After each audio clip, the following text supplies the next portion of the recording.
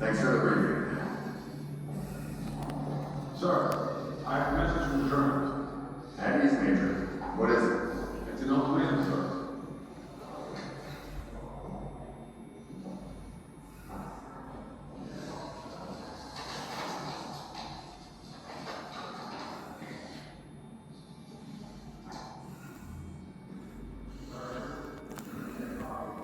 So, what's the ultimatum?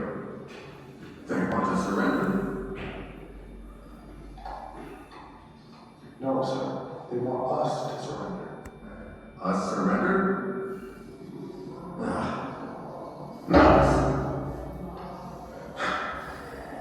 We're kicking their asses. They all know that. I think it's an admission of weakness, sir. The weather is going to clear. They know we're going to be resupplying by air, and that pattern is coming. They're going for broke. They're bluffing.